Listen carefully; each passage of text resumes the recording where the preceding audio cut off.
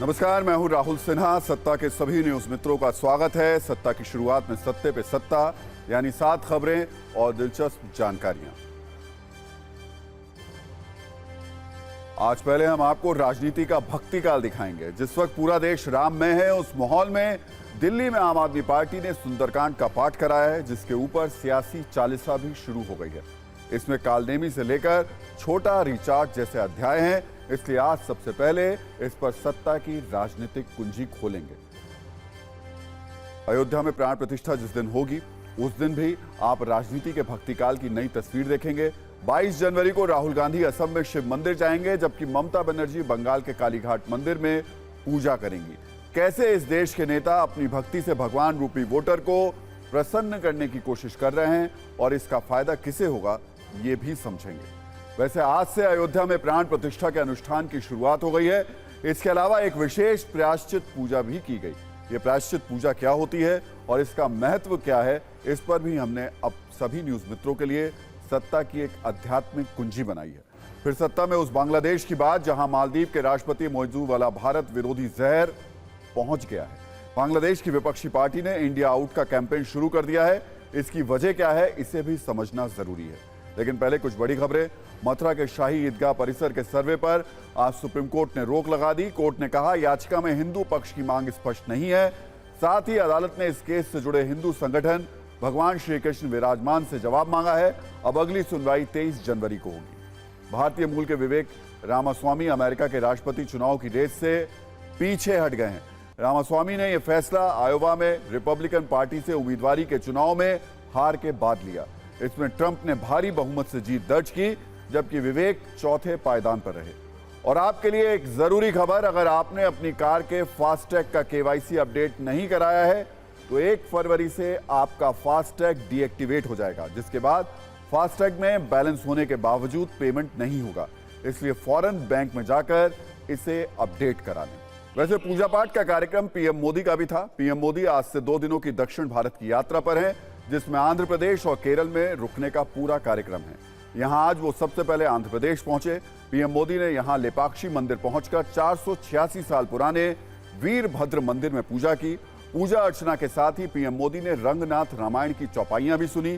काफी देर तक पीएम मोदी रामायण की चौपाइयां भी गुनगुनाते रहे। अब सवाल है कि लेपाक्षी के जिस मंदिर में पीएम मोदी ने आज पूजा अर्चना की, उसका क्या महत्व है। आखिर राम मंदिर के प्राण प्रतिष्ठा से 6 दिन पहले पीएम मोदी लेपाक्षी के वीरभद्र मंदिर क्यों पहुंचे। दरअसल लेपाक्षी का वीरभद्र मंदिर करीब 486 साल पुराना है। मंदिर को हैंगिंग पिलर टेंपल के नाम से भी जाना जाता है। इस मंदिर में कुल 70 खंबे हैं, जिनमें से एक खंबा ऐसा है जो जमीन से जुड़ा नहीं है।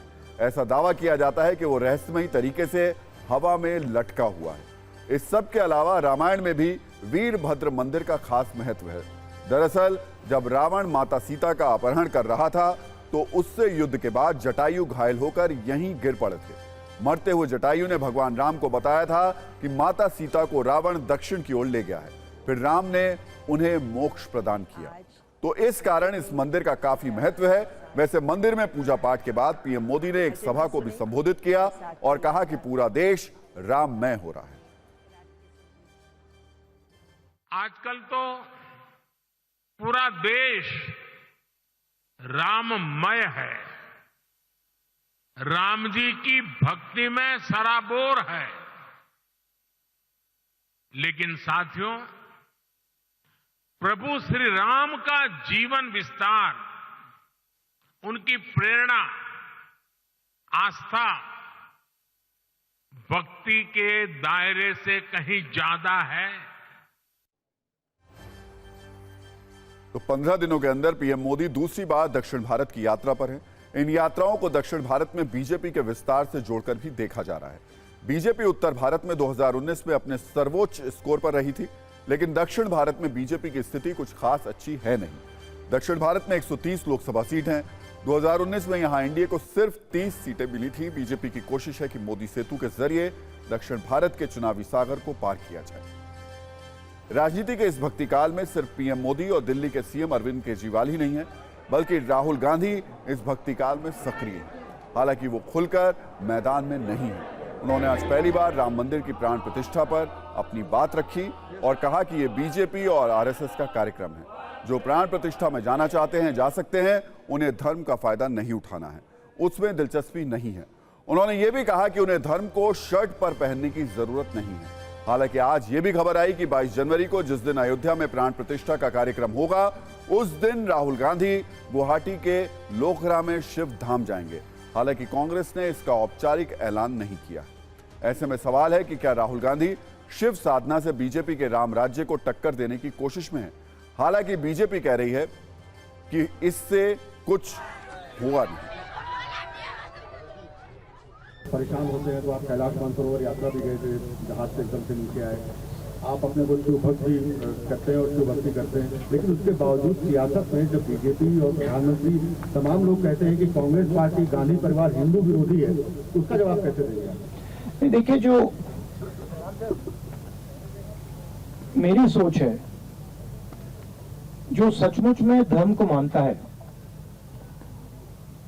वो धर्म के साथ पर्सनल रिश्ता रखता है, वो अपनी लाइफ में धर्म का प्रयोग करता है। जो धर्म के साथ पब्लिक रिश्ता रखता है, मतलब जो धर्म यहां पे पहनता है, वो धर्म का फायदा उठाने की कोशिश करता है। कहीं पर शिव मंदिर में पूजा करेंगे। हमारे गांव में कहावत है रमखुदैया का कि वो एक नाले टपना था, तो जो मुसलमान था या खुदा कह के टप गया, एक राहुल गांधी के तरह था जो कहा कि खुदा भी नाम ले लूं, राम भी ले लूं, बीचे में डुबक गया।